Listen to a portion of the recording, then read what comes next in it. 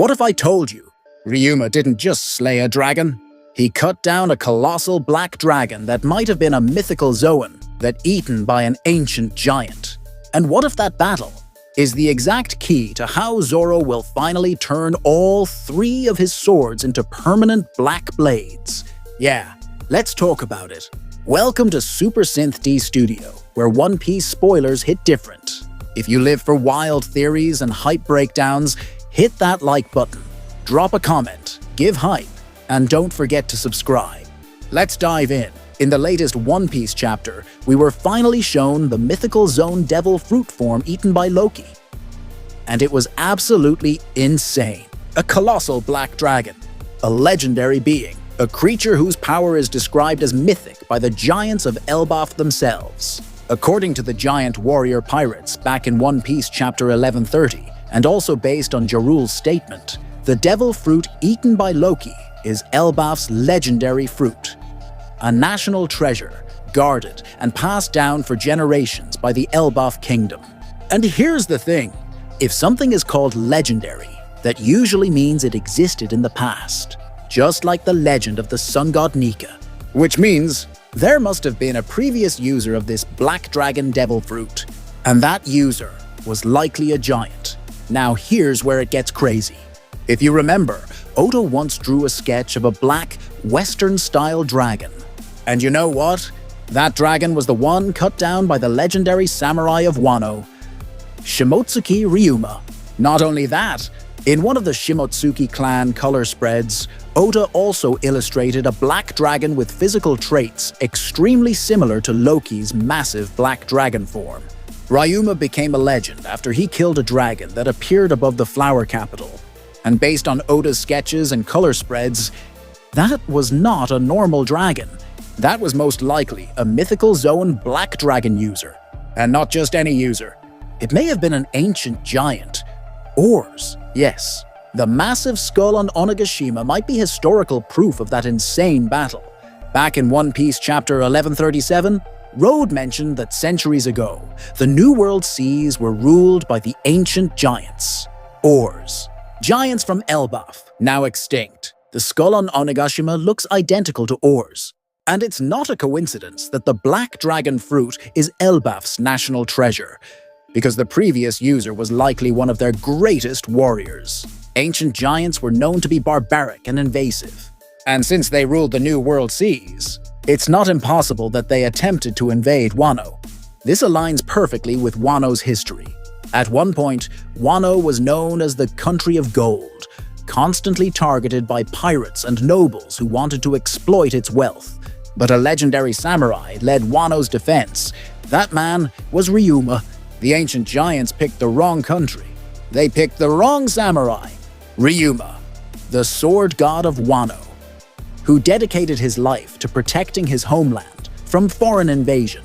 He defeated the giant who was also the black dragon devil fruit user before Loki. And the skull at Onigashima stands as proof that that epic battle truly happened. After that battle, Ryuma earned the title Sword God, and his blade turned permanently black, a kokuto. To this day, only 2 confirmed permanent black blades exist. Yoru, owned by Mihawk, and Shusui, owned by Ryuma. Even Roger, Odin, and Shanks never achieved that level, because the method to create a kokuto is still unclear. Gyukimaru once told Zoro that Shusui became a black blade after enduring countless battles alongside Ryuma. But here's the thing, other top-tier swordsmen have fought countless battles too, so that alone can't be the full answer. In the Road to Laugh Tale booklet, Oda hinted at something important. Becoming a master of haki alone is not enough to permanently blacken a blade. Now here's the key clue. Shimotsuki Kozaburo once explained during Zoro's flashback that every sword is like a human being. Each one has its own personality, its own temperament. That means swords are similar to Zoan devil fruits. Zoan fruits have their own will. Swords too have their own character, and both follow the same principle. They choose their wielder. Ippon Matsu said it about swords.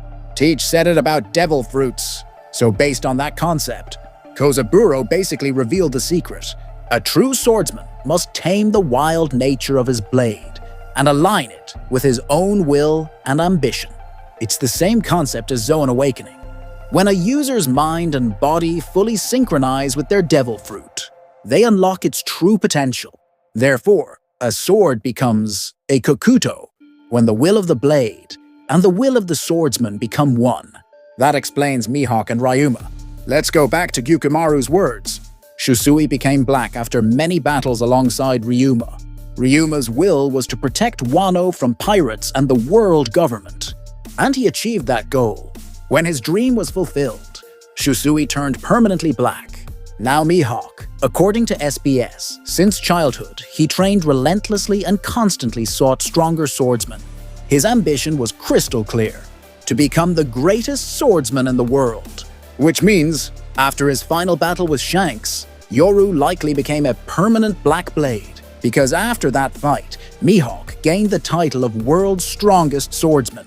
Now the real question, when will Zoro's 3 swords become Kokuto? Zoro's ambition is the same, to become the greatest swordsman in the world.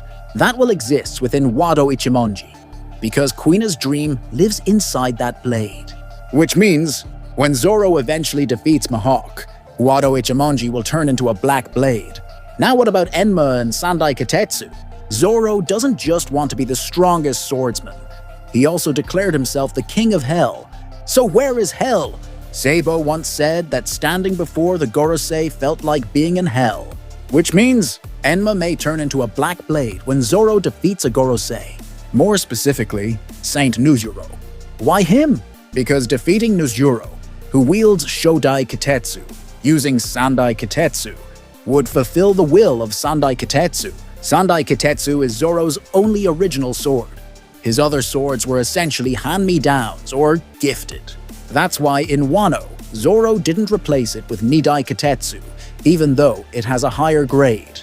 Sandai Katetsu was forged by Tenguyama Hitetsu, with the goal of creating a blade equal in power to the first-generation Katetsu.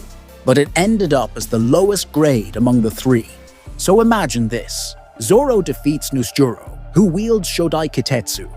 Using Sandai Katetsu, the will of Sandai is fulfilled, and it becomes a Kokuto, upgrading its grade to match Shodai. Because in One Piece Chapter 955, Hitetsu stated that when a blade turns permanently black, it increases in rank. Sword grades are classified by sharpness and durability. Dodasaijo o Wazamono, 24 o Wazamono, 50 Ryo Wazamono, and the standard Wazamono. Oda didn't invent this randomly. He was inspired by a historical book titled Kaihu Kenjaku, published in 1797, later revised, adding 3 more swords to the Saijo o Wazamono category, making 15 supreme grade swords. So the question is, has Oda already foreshadowed that Zoro's 3 swords will all become Kokuto and rise in grade? Because if that happens, Zoro doesn't just become the greatest swordsman. He surpasses history. If Ryuma once cut down a black dragon ancient giant, and if that battle created the first Kokuto in history, then Zoro's path is already written in blood and steel. 3 swords, 3 ambitions, 3 black blades, and when that happens, the era of the sword god returns. But this time, it's Roronoa Zoro. Drop your thoughts in the comments. Do you think Sandai Katetsu will really surpass Shodai? And is Loki's black dragon connected to Ryuma's legendary battle? If you enjoyed this breakdown, smash that like button, subscribe for more insane One Piece theories, and let's keep riding this Final Saga wave together. This is Super Synth D Studio, and trust me, it's only getting crazier from here.